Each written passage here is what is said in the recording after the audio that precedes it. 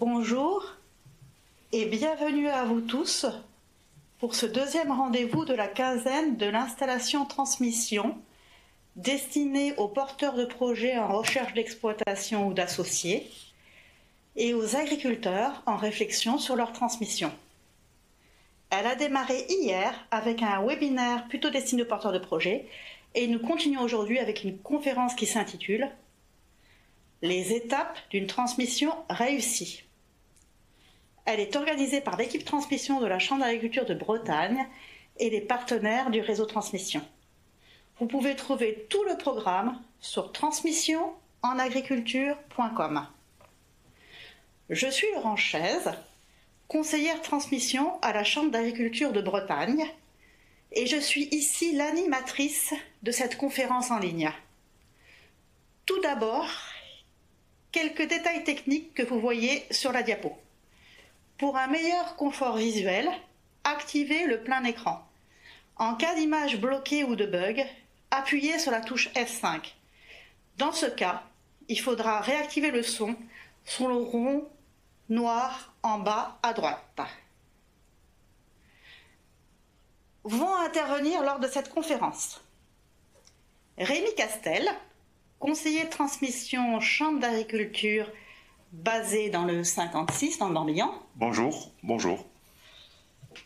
Nous avons en fait un petit problème technique. Il y aura Isabelle Lenoy, qui est conseillère retraite dans le Morbihan et qui va nous rejoindre dans quelques minutes.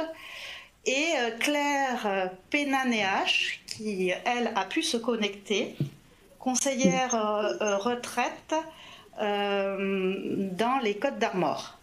Bonjour à tous. Marie-Pierre Acouette, agricultrice à Pleucadoc, va apporter son témoignage par une vidéo. Sébastien Clausel, chef du service entreprise installation transmission à la Chambre d'agriculture, est aussi avec nous. Il est en charge de la remontée des questions. Bonjour à tous. Vous pourrez à tout moment pendant cette conférence poser des questions en envoyant un SMS au numéro suivant 06 76 15 82 98 qui s'affichera en bas des diapositives de présentation tout au long de la séance. La transmission ne se vit en général qu'une fois. Pour le cédant, c'est un nouveau défi à relever et également cela soulève de nombreuses questions. Je dois commencer ma transmission, mais par où commencer? Quelles démarches je dois faire? Quand les faire? Je n'ai pas de repreneur. Comment je m'y prends pour en chercher? L'objectif de cette webconférence est de vous donner des éléments de réponse à ces questions. Nous allons donc aborder le sujet de la façon suivante. Les étapes de la transmission par Rémi, la retraite des agriculteurs par Isabelle et Claire, le témoignage de Marie-Pierre Acouette qui a été filmé. Je conclurai en synthétisant le témoignage qui aborde les aspects humains de la transmission et l'anticipation par les formations. Le webinaire se terminera par un temps de questions-réponses. Rémi, je te propose de nous présenter les différentes étapes de la transmission. Donc, à nouveau, bonjour. Pour commencer, je souhaite vous dire que la transmission effective d'une exploitation est la dernière étape d'un long processus qui comporte plusieurs phases. L'anticipation, la préparation et les décisions, la concrétisation avec la négociation et enfin la transmission finale. La première de ces étapes est donc l'anticipation et il n'est jamais trop tôt pour réfléchir à sa transmission. En effet, la transmission peut s'anticiper 10 ans avant, avec une réflexion sur la probabilité d'avoir un repreneur. Est-ce que mon exploitation intéresse un membre de ma famille, une connaissance? Échanger avec son entourage peut permettre à quelqu'un de se manifester. La réponse à cette question influence parfois les choix d'investissement à venir. Ainsi, si je n'ai pas de repreneur connu, je vais peut-être réaliser uniquement des investissements que je vais pouvoir amortir. Par contre, si j'ai un repreneur potentiel, je vais peut-être chercher davantage à améliorer mon outil. Mais attention, il faut toujours trouver le bon équilibre pour conserver une entreprise attractive sans trop alourdir la reprise. 10 ans avant, on peut aussi commencer à réfléchir sur son futur projet de vie. Pour transmettre, il faut être prêt dans sa tête, avoir un nouveau projet et ça se prépare. Dans cette période, vous pouvez aussi effectuer un diagnostic de patrimoine avec votre conseiller de gestion, votre partenaire bancaire et assureur, car il est important que votre ressource future soit en accord avec votre projet. La fiscalité est aussi un élément qui doit s'anticiper. Si votre quote-part de chiffre d'affaires ne dépasse pas 250 000 €, et là, faire attention parce qu'il y a un coefficient multiplicateur de 3 pour les activités d'intégration, les choses seront probablement simples, car vous ne serez pas soumis à l'imposition des plus-values professionnelles. En tout cas, il est important d'étudier les impacts fiscaux très longtemps à l'avance. Après cette période d'anticipation et d'information, arrive celle de la préparation du projet. Le but de cette étape est d'arriver à définir le souhaitable pour vous. Pour ceci, il vous faudra réussir à répondre à 5 questions. Quand, à qui, quoi, comment et combien. La réponse au quand est primordiale, car il est difficile de se projeter sans avoir de notion sur les échéances. Au-delà de la date possible de retraite, beaucoup d'autres facteurs entreront en compte. Il vous faudra donc réussir à fixer la période souhaitable pour vous et élaborer un rétro-planning. Vient ensuite la question du acquis. Selon que j'ai un repreneur ou pas, qu'il soit mon enfant ou un tiers, que je destine ma structure à une installation sur site ou pas, tout ceci peut avoir énormément d'influence sur les biens que je vais décider de transmettre et sur leur mode de transmission. Arrive donc la question du quoi. Pour ceci, il faudra lister de façon exhaustive tout ce qui est à transmettre.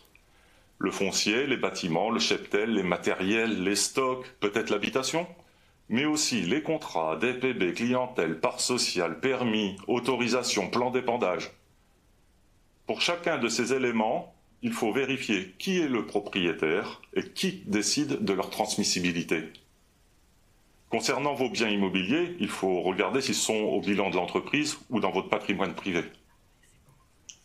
Tout ceci peut avoir des incidences sur vos modalités de transmission à venir. Pour les biens en location, c'est peut-être aussi le bon moment pour commencer à sonder vos propriétaires sur leurs souhaits.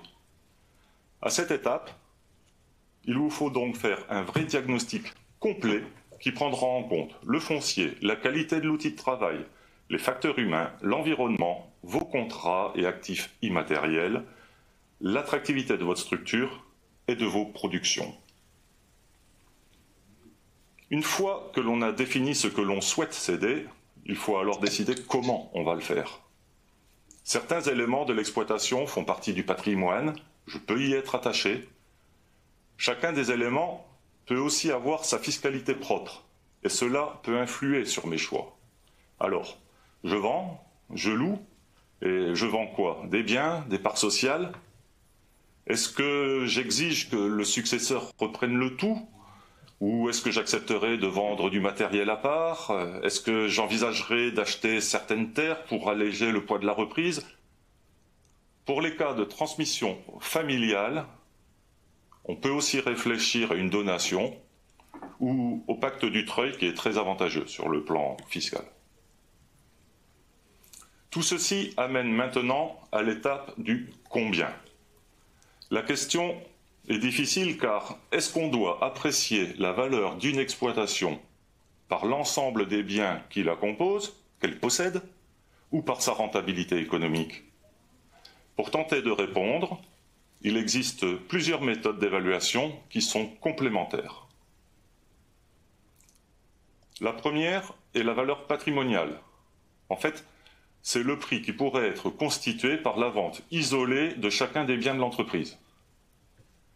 Si la démarche est assez facile pour les terres, les matériels, les animaux, elle est parfois plus compliquée pour les bâtiments, car leur valeur peut être très différente selon leur environnement physique et économique. À côté de la valeur patrimoniale, on peut donc aussi estimer des valeurs économiques. Il y a d'abord la valeur de reprenabilité. Elle consiste en fait à étudier la rentabilité du système afin de déterminer la capacité de remboursement du repreneur pour qu'il puisse financer la reprise. Il y a aussi la valeur de rendement qui, elle, consiste à déterminer la rentabilité issue du capital investi dans l'entreprise. Lorsque toutes ces estimations sont proches, la définition de l'offre de prix de cession soulève rarement de questions. Par contre, lorsqu'elles sont éloignées, la chose peut se compliquer. D'autant plus qu'on doit garder en tête que tout écart entre le prix proposé et la valeur par capacité de remboursement devra être comblé par de l'apport personnel de la part du repreneur. Au final, les évaluations sont donc un outil d'aide à la décision. Elles sont essentielles pour les exploitations dont les productions vont perdurer. Elles permettent au cédant d'expliquer son offre de prix, même si le projet du repreneur est différent des productions actuelles.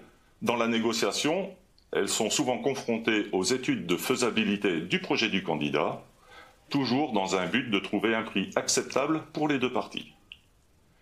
Les évaluations ont aussi beaucoup d'intérêt dans les transmissions familiales, car elles permettent d'expliquer aux autres héritiers comment le prix final a été établi. Et cela est parfois très important. Je passe à l'étape « Je concrétise », qui commence habituellement 2 à 3 ans avant l'arrêt d'activité. Cette période doit être une phase de recherche active pour ceux qui n'ont pas de repreneur. Pour cela, il vous faut définir une offre claire, mettre en avant les principaux points positifs de votre exploitation et vous préparer à apporter des arguments par rapport aux points négatifs. Pour chercher un repreneur, vous pouvez faire appel au répertoire des parts installations géré par la Chambre. Votre annonce pourra être mise en ligne sur notre site internet, être publiée dans les journaux agricoles bretons ainsi que les réseaux sociaux si vous le souhaitez. Le conseiller pourra aussi faire l'intermédiaire entre vous et les candidats. Pour promouvoir votre exploitation, vous pouvez aussi activer vos propres réseaux, les collègues, les voisins, réseaux professionnels, tout ça pour activer le bouche à oreille. La SAFER peut également vous aider à trouver un repreneur pour vos terres ou pour l'ensemble de votre exploitation également. D'autres réseaux peuvent aussi vous aider comme le GAB, Terre de Liens, les CIVAM. Quand un candidat se présente, ne négligez surtout pas l'étape de la rencontre. Accueillir, se présenter, savoir recueillir les bonnes informations ne s'improvise pas et nécessite de la préparation. On arrive ensuite à la phase de négociation, c'est-à-dire concilier les objectifs des deux parties. Pour cela, il vous faut exprimer clairement votre point de vue, vous baser sur des faits, des chiffres. Mais il faut aussi savoir écouter et prendre en considération les souhaits et contraintes du repreneur. Le but est de trouver un compromis donnant-donnant. Le prix final, bien entendu, est celui qui sera accepté par les deux parties. Dernière étape, la transmission. Une fois qu'un accord est trouvé entre vous et le partenaire bancaire, retenez qu'il faut encore souvent de 8 à 12 mois pour transmettre. Pour commencer, il faudra rédiger les promesses de vente, d'achat et de location sur les biens immobiliers. À côté de ceci, il est bon d'élaborer un protocole d'accord sur les éléments mobiliers. Il permet de fixer par écrit les engagements précis de chacun, les prix unitaires des animaux, des stocks, de chaque matériel, mais aussi les pratiques d'élevage ou culturales qui seront à maintenir jusqu'à la transmission. Écrire ces choses est très important pour se garantir et éviter dans l'avenir d'éventuels malentendus. Le repreneur devra par la suite demander une autorisation d'exploiter au préfet, qui dispose d'un délai de 4 à 6 mois pour répondre. Dans le même temps, les ventes foncières seront notifiées à la SAFER. Si le repreneur sollicite les aides à l'installation, il lui faudra également du temps pour réaliser toutes ces démarches. Du côté du cédant, en cas de départ en retraite, il faudra également en faire la demande officielle dans les délais. Le jour J, eh bien, il faudra signer les actes de transfert immobilier et mobilier.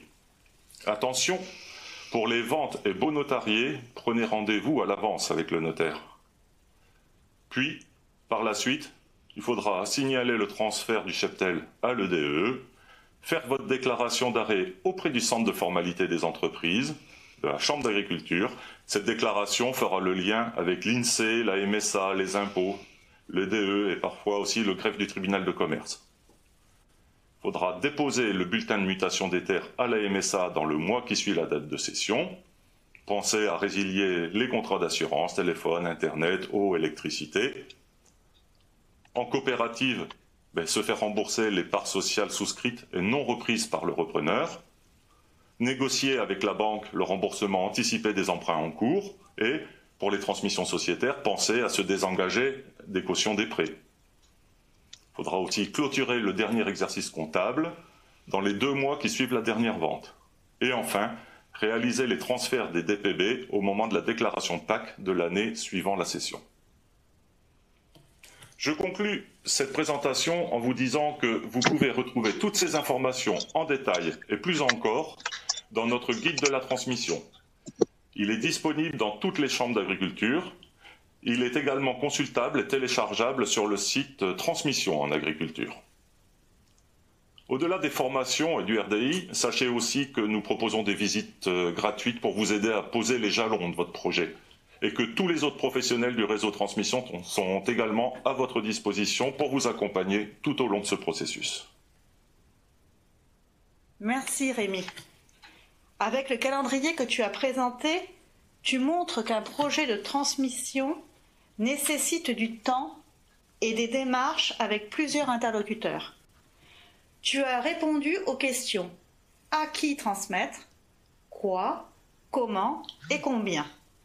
Donc je vois que Isabelle Lenoye, conseillère retraite dans le Morbihan, nous a rejoint. Bonjour Isabelle. Je te laisse la parole, ainsi qu'à Claire. Vous allez toutes les deux répondre à la question « quand ?» et en particulier « quand peut-on prétendre à sa retraite ?» Alors, je me permets de prendre la parole. On va vous présenter, on va vous donner des informations concernant les services que vous propose la MSA pour anticiper et préparer votre départ à la retraite.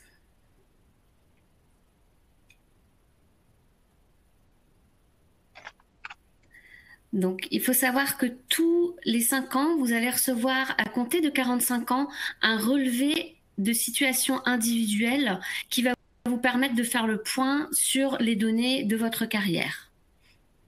Donc, si votre carrière est incomplète, vous avez la possibilité de solliciter un rendez-vous avec la MSA afin de pouvoir la mettre à jour lors de ce rendez-vous. Enfin, vous recevez également d'autres documents. À compter de 55 ans, vous recevez une estimation indicative globale du montant de votre retraite et vous avez également la possibilité de prendre rendez-vous avec votre MSA pour faire le point sur votre carrière. Et à partir de 60 ans, on vous conseille de prendre rendez-vous, si vous le souhaitez, avec la MSA pour un entretien d'information retraite qui va vous permettre de faire le point sur vos droits, mettre à jour votre carrière si ça n'a pas été fait jusque-là.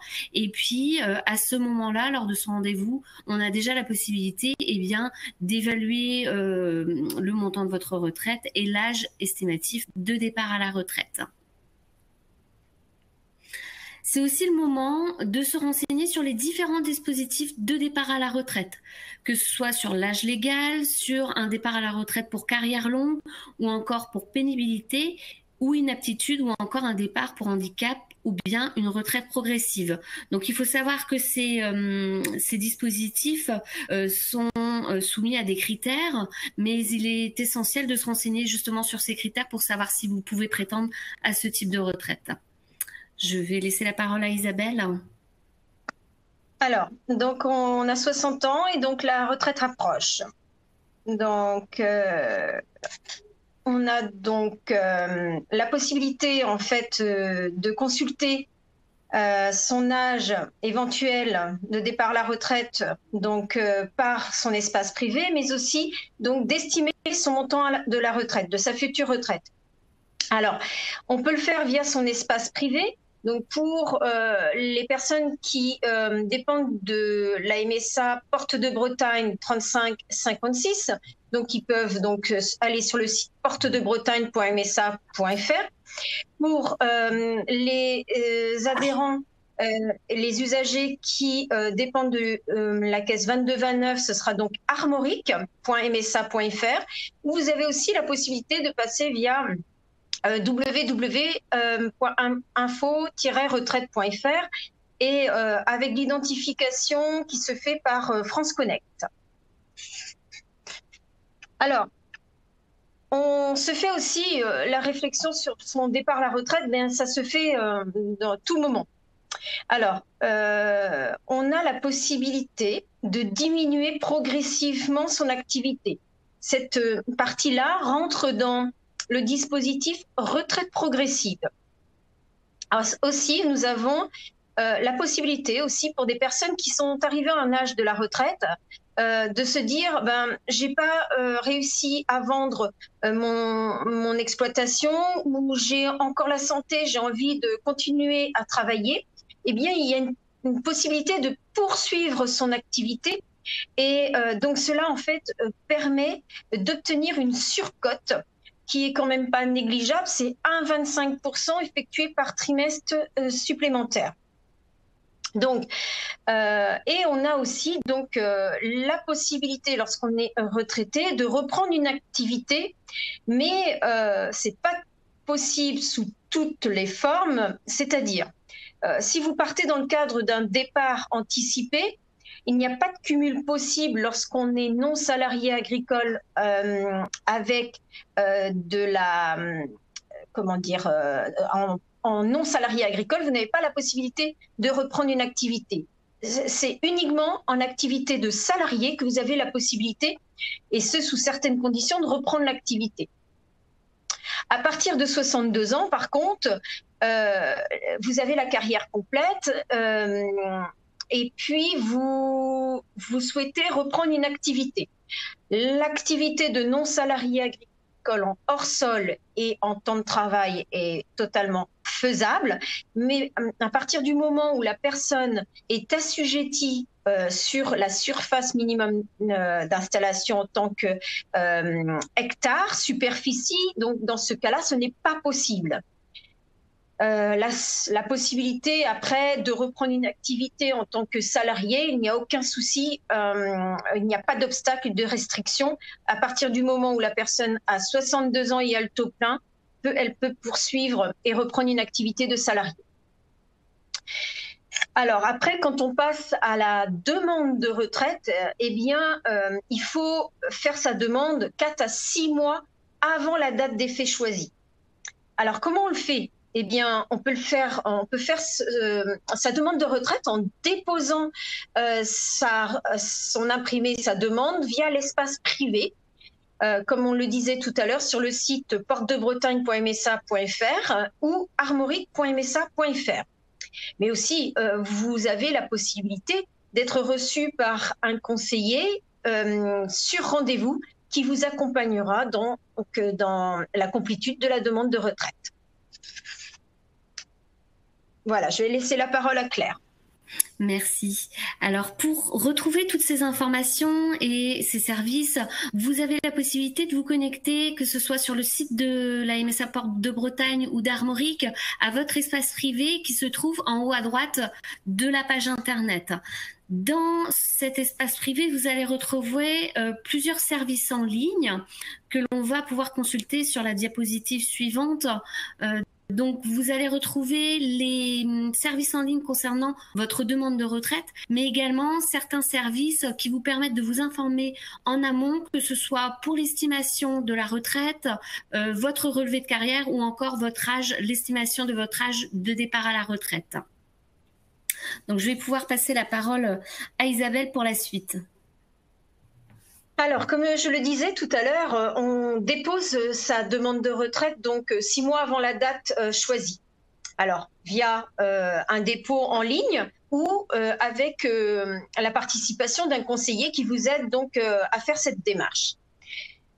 Il y a une étape aussi qui est très importante, c'est la cessation d'activité. Eh bien, la déclaration de cessation d'activité est à faire donc également auprès de la MSA. Et au moment du dépôt de la retraite, c'est mieux. Vous avez aussi pour un non-salarié agricole la possibilité d'avoir 2 mois pour cesser. J'explique. En fait, vous avez par exemple la possibilité d'avoir une date d'effet au 1er octobre 2021. Vous avez donc la possibilité de cesser au 30 novembre 2021. Ça vous fait 2 mois pour cesser. Donc c'est important de le savoir et dans ce cas, il faut vraiment intervenir, comme on le dit, 6 mois avant la date.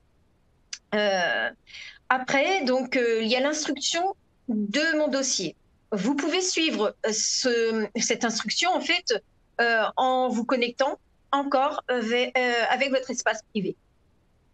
Après, on arrive à l'étape de la liquidation du droit à la retraite. Donc, la liquidation de mon droit et on envoie en fait la notification de retraite. Donc, la notification, elle se déclenche bien souvent au premier versement de la retraite. Donc, premier versement se fait au 9 du mois qui suit la date de retraite. Si je reprends l'exemple de tout à l'heure, 1er octobre, eh bien, le premier paiement aura lieu le 9 novembre. Alors, normalement, dans la réalité, dans la pratique, ça devrait l'être, mais on a un peu de retard sur les études et notamment, on dit plus sur un délai de 3 mois. Bien évidemment, c'est rétroactif, vous ne perdez aucun droit, mais il y a ce délai, c'est quand même important de le soulever et le noter, que nous avons un délai à peu près de 3 mois. Donc, je laisse la parole à Claire. Merci. Alors, il faut savoir que pour contacter la MSA, Porte de Bretagne ou Armorique, vous avez un service en ligne dans votre espace privé qui s'appelle Mes Messages. Et c'est un service qui vous permet d'échanger par écrit avec la MSA. Spécificité pour les Portes de Bretagne, donc les départements d'Ille-et-Vilaine et Morbihan, vous avez la possibilité via ce service de faire une demande de rendez-vous à laquelle on vous répondra dans les 48 heures. Pour ce qui est de nos coordonnées téléphoniques, vous retrouvez sur cette diapositive les 2 numéros qui vous permettent de nous appeler et notamment de demander rendez-vous donc pour la MSA Porte de Bretagne et Armorique. Donc il faut savoir que pour la MSA d'Armorique, vous pouvez demander rendez-vous seulement par téléphone, et pour la MSA Porte de Bretagne, vous avez le numéro de téléphone, l'espace privé, donc via Mes Messages, Mes Réponses, ou encore le service en ligne demande de rendez-vous.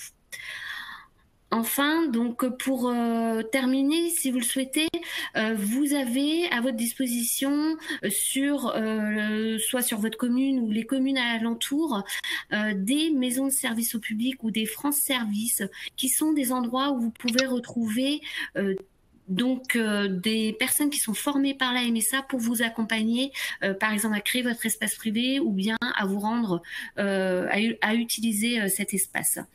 Alors pour conclure avec Isabelle, il nous semble important de vous indiquer que anticiper le plus tôt votre départ à la retraite va vous permettre notamment de pouvoir eh bien, vous donner l'occasion d'envisager les différentes possibilités qui s'offrent à vous, les différentes cas de figure et surtout le plus adapté. Merci pour votre attention. Merci. Merci Isabelle et Claire pour ces informations importantes et très complètes. Donc, je vous rappelle que vous pouvez à tout moment poser vos questions par SMS au numéro qui est affiché sur chaque diapositive, 06 76 15 82 98. Pour la partie abordée par les conseillers de transmission de la MSA, je vous remercie d'avance de poser des questions d'ordre général et pas trop personnel afin que cela intéresse tout le monde. Avec ces dimensions, nous voyons que la transmission revêt plusieurs aspects juridiques, fiscaux, sociaux et économiques. Nous proposons de nombreuses formations à ce sujet. Nous allons écouter Marie-Pierre Acquet de Plecadoc, qui a fait les formations évaluer son exploitation et anticiper les conséquences fiscales de la transmission. Elle va également parler de la dimension humaine de la transmission. Je suis allée l'enregistrer chez elle. Elle est en ERL avec son mari. Ils produisent du lait bio. Bonjour, Marie-Pierre, retraite et transmission N-6, si tout va bien. J'ai démarré les formations transmission il y a 1 an. J'ai commencé mon métier par des formations en passant le BP agricultrice. Et j'ai entendu dire que la transmission, c'est comme l'installation, c'est compliqué. Il y a des démarches, il faut se préparer. J'ai voulu anticiper et du coup, je pensais que je m'y prenais très tôt. Et donc, j'y suis allée un petit peu en touriste. Finalement, j'ai trouvé que le fait d'être en groupe, c'est très intéressant. Ça m'a donné l'envie d'anticiper. J'ai commencé à chercher, par exemple, une nouvelle maison pour se projeter pour la retraite avec mon mari. Et on vient de trouver la maison. En même temps, on a appris que peut-être que mon mari pourrait partir en retraite d'ici 4 ans. Donc finalement, c'est peut-être pas si tôt pour préparer avec les formations. On veut se projeter vers une nouvelle vie. L'achat de la maison pour la retraite, c'était une première étape. Mais maintenant, il va falloir qu'on s'occupe de la ferme, de l'exploitation. On va regretter les côtés passionnants du métier, hein, l'élevage, les vaches. Mais par contre, on ne va pas regretter les démarches administratives qui deviennent vraiment de plus en plus compliquées, de plus en plus nombreuses et qui apportent une certaine charge mentale au métier. Cette année, il a fallu par exemple renouveler notre charte des bonnes pratiques, la route du lait de notre coopérative, la route du lait connecté qui est venue 3 semaines, 1 mois plus tard. On a revu nos engagements bio avec une certification, d'autres engagements où on reçoit régulièrement les techniciens pour faire le point. Et franchement, j'ai vu plus d'auditeurs que de coiffeurs cette année. Donc on a déjà préparé notre future vie, on va dire. Quand les annuités se sont un petit peu calmées, on a choisi de créer un groupement d'employeurs. Nous avons un salarié à temps partagé et ça soulage le travail. Ça permet d'être moins fatigué, moins usé et ça permet aussi de payer moins de MSA et moins d'impôts. La vente des bâtiments et du matériel, on a vu qu'on n'est pas soumis aux plus-values d'avance, donc là il n'y aura pas de mauvaise surprise à ce niveau-là. Par contre, certaines personnes qui sont plus concernées en hors-sol, etc., là elles ont vu qu'elles étaient soumises aux plus-values et donc c'est important de réaliser qu'il ne faut pas non plus forcément vendre trop cher parce que d'une part l'acquéreur ne peut pas avoir ses prêts et d'autre part il y a une plus-value qu'on redonne à l'État et le net vendeur n'est pas plus élevé. Donc ça, c'est une réflexion qu'il faut avoir bien en amont. J'ai aussi fait la formation évaluer son exploitation. Ça m'a permis de décider que notre maison, sur l'exploitation, sur le siège, elle ne peut être vendue qu'à celui qui reprend. On savait déjà, mais bon, il faut vraiment l'accepter. On a pris conscience qu'on ne fera pas forcément ce que l'on veut. Il y a moins de candidats sur le marché. Et on n'est pas les seuls, donc il faudra s'adapter, il faudra trouver le truc qui fait que notre exploitation est intéressante. On a eu donc dans la formation estimer son exploitation des documents pour calculer la valeur patrimoniale de l'exploitation. On a vu que notre salle de traite qui n'a que 12 ans, elle nous a toujours convenu, elle est de plein pied, mais par contre elle ne fera pas forcément l'affaire du repreneur. Donc comme il a le choix entre 2 exploitations, entre 2 voire plusieurs exploitations dans le coin au même moment, il faudra en tenir compte quand on évaluera l'exploitation. Même chose pour nos bâtiments qui sont fonctionnels, amortis, comment dirais-je, ils sont très bien pour nous, mais le repreneur verra bien lui qu'il y a de la vétusté, qu'il y aura sans doute de l'entretien, de la maintenance à faire. Donc il faut trouver un juste milieu entre le prix, la capacité à reprendre de l'acquéreur, et puis honnêtement on ne vend qu'une fois. Hein. On est en bio, mais on doit faire de la route, faire de la route aux vaches pour les emmener au pâturage. Et lors de la formation, on a vu qu'on peut envisager d'autres hypothèses. On n'est pas obligé de vendre à un laitier, il peut y avoir d'autres productions. Et puis, par exemple, le repreneur, lui, peut envisager la monotraite, il peut envisager la vente directe, il peut envisager le tourisme à la ferme. Sur la ferme, il y a du bâti, donc il pourrait retrouver d'autres occupations qui seraient aussi rentables que le lait pur. Une partie des terres est éloignée, du siège. De la même façon, ça peut être vendu à part, c'est-à-dire que quelqu'un se recentre sur le siège d'exploitation avec des productions qu'il aura choisies et le reste des 20 hectares qui sont un peu plus loin, ils pourront servir à des collègues qui sont bio aussi autour de nos terres. Par contre, il y a une chose qui n'est pas négociable et qu'on a réalisé en faisant les formations, c'est que maintenant qu'on est en bio, on veut céder à un bio. On a réfléchi, ça c'est pas négociable. On ne va pas remettre des terres en conventionnel alors qu'on a bénéficié d'aides de l'État, d'aides publiques pour que ces terres-là soient bio. En conclusion, lors de notre carrière, on a toujours utilisé des formations pour s'installer, pour progresser techniquement et pour bien d'autres choses. C'est important de finir la carrière par des formations pour transmettre, parce que le regard extérieur du groupe et de l'animateur, c'est comme ça qu'on avance, c'est comme ça qu'on a pris des décisions par le passé, c'est en échangeant avec d'autres. Et pour la transmission, c'est ce qu'on compte faire, échanger avec d'autres pour voir ce qui a déjà été fait, qui a marché, ou ce qui ne marcherait que pour nous. Enfin, il y a plein de solutions à trouver. Je me suis fait une liste de choses à faire pour la retraite. Je vais faire d'autres formations pour aller jusqu'au bout, parce que moi je ne suis pas rendue. Et donc, vous me reverrez encore dans les formations. Merci Marie-Pierre pour le témoignage. Il nous montre la préparation en s'informant et également sa réflexion à sa nouvelle vie, avec cette liste dont elle parle. Il s'agit des choses qu'elle n'a pas eu le temps de faire et qu'elle se réserve pour sa retraite. Elle introduit ainsi l'anticipation de sa transmission avec les côtés humains, par les formations et avec le regard extérieur des autres sur son projet. Cette question de la nouvelle vie qu'est la retraite est abordée dans la formation « Préparer sa retraite ». En effet, on peut voir que le métier d'agriculteur est difficile, mais en même temps difficile à quitter. À cette même formation, nous faisons intervenir la MSA et Isabelle Lenoy dans le Morbihan arrive avec le relevé de carrière de chacun.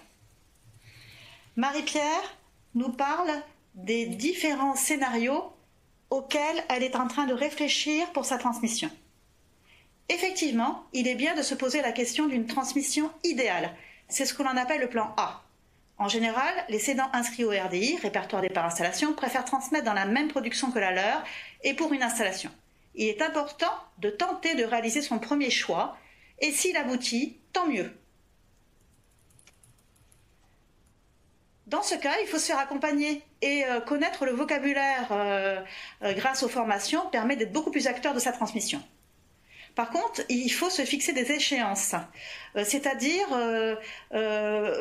si vous avez un candidat en réflexion, il faut lui demander combien de temps il se donne pour réfléchir et il ne faut pas hésiter à le questionner quand l'échéance est passée.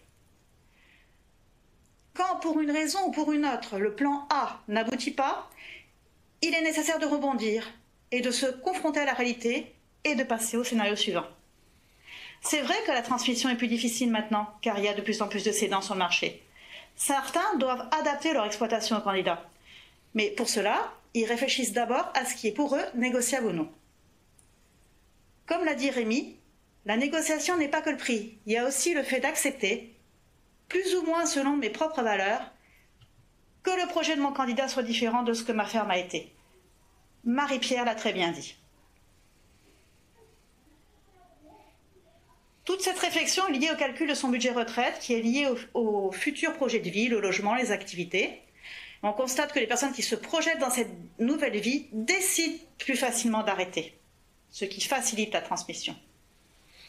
Il est important d'anticiper la baisse des revenus en retraite pour pouvoir financer vos nouveaux projets. Par exemple, vous pouvez vous renseigner auprès de votre banque sur les PER ou plans épargne retraite. Ces dispositifs par capitalisation permettent de payer moins d'impôts, ce qui était appréciable en fin de carrière quand il y a moins d'emprunts et donc plus de revenus. Ou alors vous pouvez faire comme Marie-Pierre et embaucher un salarié à temps partagé. Le fait d'avoir plus de temps libre permet de prendre goût au loisir. Votre métier ne vous a pas forcément donné beaucoup l'occasion pour cela. En conclusion, je reprends les propos d'un cédant qui est en train de finaliser sa transmission. Il n'a pas souhaité témoigner car c'est un moment délicat. Si on se fait un film sur le devenir de son exploitation, on peut se mettre des barrières. je ne suis pas déçue d'avoir dû me confronter à la réalité du marché. On est déçu quand un projet n'aboutit pas. Mon projet est de transmettre. Et il faut avoir la force d'adaptation nécessaire, transmettre la passion du métier. Nous allons pour les 10 minutes restantes de cette conférence, qui se terminera un petit peu après 14 heures, prendre le temps de répondre aux questions posées par les participants. Je vous rappelle que vous pouvez nous interroger en envoyant un SMS au numéro suivant 06 76 15 82 98. Donc, Sébastien, as-tu une première question? Oui, pour la première question qui a été posée, c'est qui peut aider à faire une évaluation et est-ce forcément payant? Rémi, je te propose de répondre peut-être à cette question. Les évaluations, oui, sont des prestations. Alors, on peut, comme ça, dans la discussion, donner quelque chose d'ordre général, mais une évaluation précise nécessitera obligatoirement un travail de spécialiste et ce sera obligatoirement une prestation payante. Diverses organisations, nous pouvons faire ceci, et d'autres partenaires du réseau transmission également. Ce sera à vous de faire votre choix, mais on va obligatoirement aller vers des prestations payantes. Merci pour cette réponse. Sébastien, peux-tu nous donner notre question? Oui, deuxième question au sujet du prix de cession. Quand le repreneur rachète les terres avec l'exploitation, la valeur patrimoniale peut-elle s'équilibrer avec la valeur économique et la valeur de reprenabilité? Et un prix d'entente est-il possible ou est-ce utopique? Une longue question. Ouais. Je vais bien essayer de répondre. Donc, si je résume la question, en fait, c'est le fait de vendre les terres. Est-ce qu'on peut trouver un point d'équilibre, un prix d'équilibre, on va se dire, entre tout ça, quoi, le prix du bâtiment, c'est un peu ça? Ben, moi, je répondrais oui, parce que c'est vrai que... Bon, c'est mon avis personnel, parce que cette question, bien entendu, est une problématique vaste, quoi. Mon avis personnel, c'est oui. Pourquoi? Parce qu'en fait, la banque, elle regarde le total du bien à transmettre, total bâtiment, terre, matériel, voilà. Et puis, quand la personne vend toutes ses terres, bon, bien sûr, il y a des portages fonciers, enfin, qui sont possibles, etc., hein, dont on parle dans d'autres webconférences, hein, mais forcément que la personne, le repreneur sera moins en capacité, en fait, de reprendre un bâtiment à un prix élevé. Voilà. Et du coup, en fait, quand on parle de valeur de marché, c'est clair que le fait qu'il y ait une partie des terres en fermage et qu'il y ait une meilleure, du coup, reprenabilité possible, c'est sûr que on peut vendre, à mon avis, un peu plus cher un bâtiment quand le foncier est en partie loué. Peut-être une question pour la MSA sur le montant de retraite. Voilà, la question combien vais-je toucher? Alors elle est très personnelle et vous l'avez évoqué tout à l'heure que c'était un peu en fonction de la carrière des personnes, mais peut-être un montant moyen ou peut-être comment les gens peuvent approcher ce montant facilement. Alors, je vais pouvoir prendre la parole si vous voulez. Alors, en fait, lorsqu'on veut avoir une estimation de sa retraite, on peut aller donc via son espace privé et faire des demandes d'estimation par le système Marel. Donc, Marel, où vous avez, donc, comme tout à l'heure, ce que je disais, info.retraite. Et vous avez donc la possibilité d'avoir une estimation et aussi d'une date approximative, enfin une date précise, pas approximative, précise de la date du départ. Vous avez des estimations qui peuvent être faites à partir de la date à laquelle vous pouvez partir jusqu'à 67 ans. Voilà. Bon, oui, très bien, merci beaucoup. Voilà, il y a encore un certain nombre de questions, mais l'heure avance et on arrive au terme de cette webconférence. Je vais laisser peut-être... Je voulais juste une petite précision pour les SMS qui nous ont été envoyés, auxquels on n'a pas répondu. Nous allons prendre du temps tout à l'heure pour recontacter tout le monde, repréciser donc les questions et apporter une réponse aux personnes pour lesquelles les questions n'ont pas pu être posées. Je te laisse conclure du coup, Laurence. Je vous propose de clôturer cette conférence en insistant sur le fait que l'ensemble du réseau de transmission est là pour répondre à vos questions. Merci de votre participation.